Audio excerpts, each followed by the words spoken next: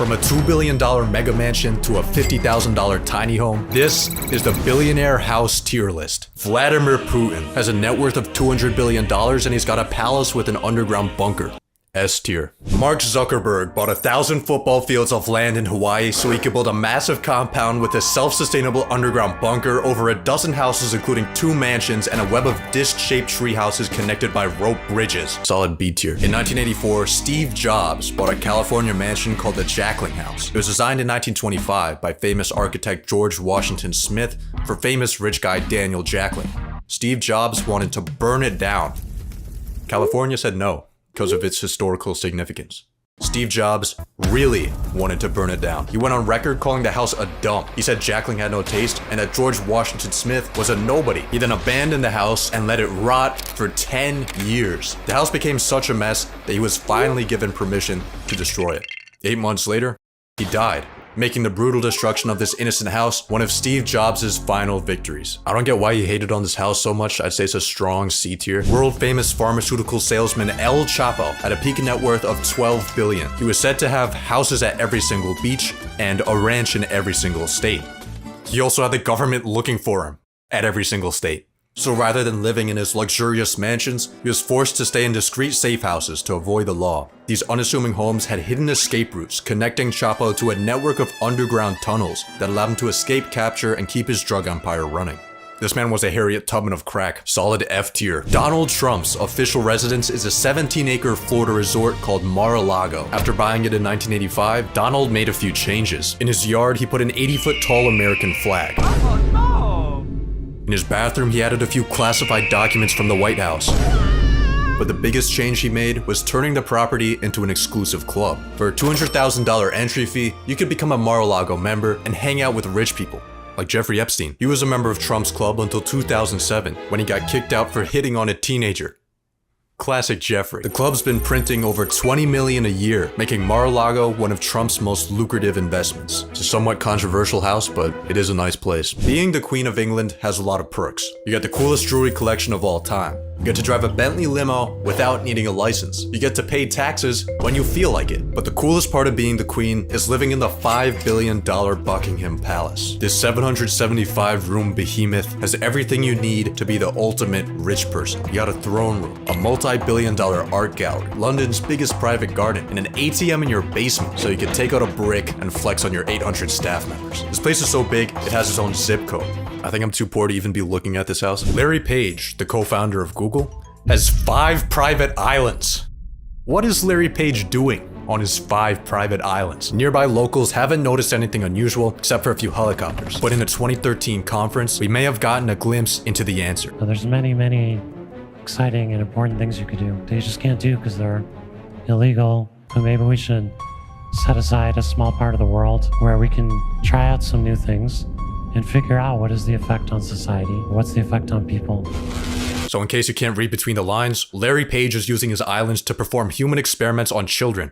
S tier. In a 2010 letter to shareholders, stock market genius Warren Buffett said that his 3rd best investment was his house. In 1958, he bought a $30,000 home in a quiet neighborhood of Omaha, Nebraska. The property is now worth over 40 times what he bought it for, which might seem like an amazing financial return. However, if he had instead invested that $30K into the stock market, he would have made $3 million. The reason Buffett considers his house such a good investment is not because of numbers, but because of the memories it brought him and his family. Mukesh Ambani, the richest man in India, dropped $2 billion on a 27-story mega mansion in the middle of the hood. Creative visionary Kanye West said this in a 2018 interview. I'm gonna be one of the biggest real estate developers of all time. I'm tired of the McMansions, all the Spanish roof homes and stuff like that. Like, that shit whack, bro. Like, everybody house whack. It's trash. Kanye bought this house in 2023. It was originally a church in Los Angeles that he planned to use for his Donda Academy school, but it's since been left to rot. In 2019, Kanye started building massive dome-shaped structures inspired by Star Wars that he believed would revolutionize affordable housing. He was seconds away from solving the homelessness crisis when California shut him down because they already have tents for that. Recently, Kanye bought a $57 million Malibu home, paid someone 20 grand a week to destroy it, then listed it back up for sale for $4 million less than what he bought it for. And on top of that, the guy that he paid to destroy it, turns out he never paid him. So now he's also getting sued. After taking L after L after L, Kanye officially announced that he would be building a 100,000 acre city in the Middle East. Jack Ma, the founder of Alibaba, bought a $191 million mansion on the tallest hill in Hong Kong Island. It offers a beautiful view of the world's most unaffordable city. However, Mr. Ma might not be able to appreciate this view any longer, because in late 2020 at an economic conference, he made the grave mistake of criticizing the Chinese government. Jack Ma isn't dead, by the way. He ended up reappearing in China a few months later. Hopefully Supreme Leader Xi Jinping let him keep his cool house. Michael Jordan's mansion could be yours for $14,855,000. It's actually been on sale for over a decade. The main reason no one's buying it is because it's in Illinois. On top of that, a lot of the home's features are too unique to Jordan. Not many buyers would want front gates with someone else's jersey number, a theater with someone else's logo, and a basketball court with the names of someone else's kids. Marking your territory is effective for keeping people from eating your pizza and also keeping people from buying your house. Now, to the average broke person like myself, having a $15 million house that's not selling might seem like an absolute disaster, but for Michael Jordan, he's probably not that worried. Solid D tier. Jeff Bezos launched Amazon.com from the garage of a house he was renting for $890 a month. He's now the 25th largest landowner in the United States. Jeff has properties all across the country. His main home was a $10 million mansion in Washington, until 2023 when he moved to Florida so he could be closer to his family, and further from the IRS. He lives on a man-made island off the coast of Miami, where he bought a $68 million mansion. 2 months later, he spent $79 million on the one next door. It's a pretty chill place, I'd say B tier.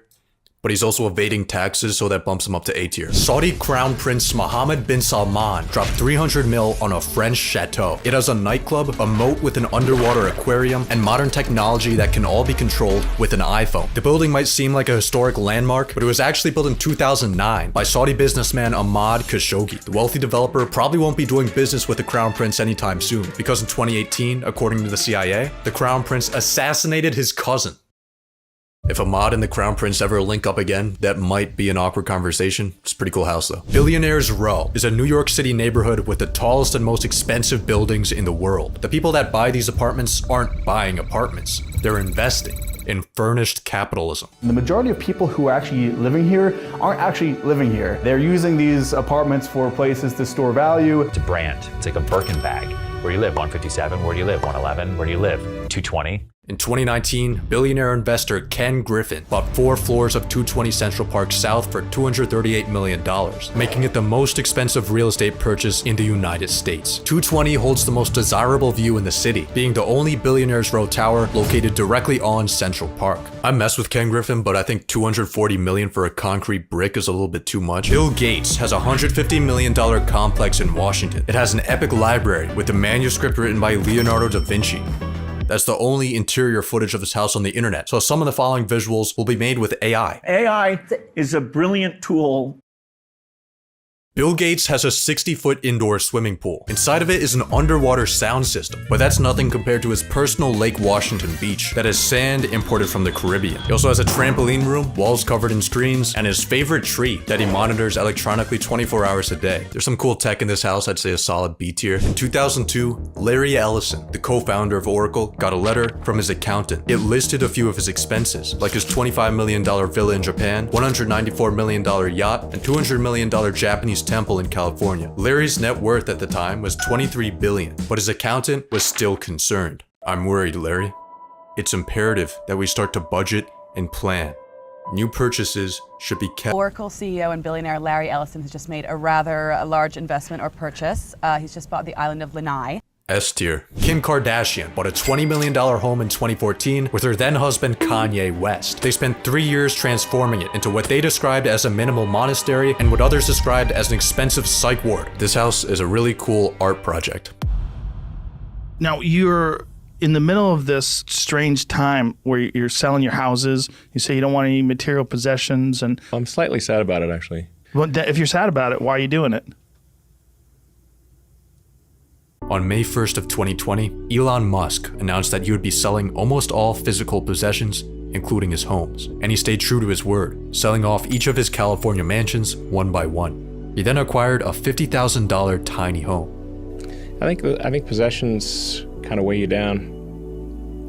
Then they're kind of an attack vector. People say, "Hey, billionaire, you got all this stuff." Like, well, now I don't have stuff. Now what are you gonna do? Elon's $50,000 tiny home is actually his guest house.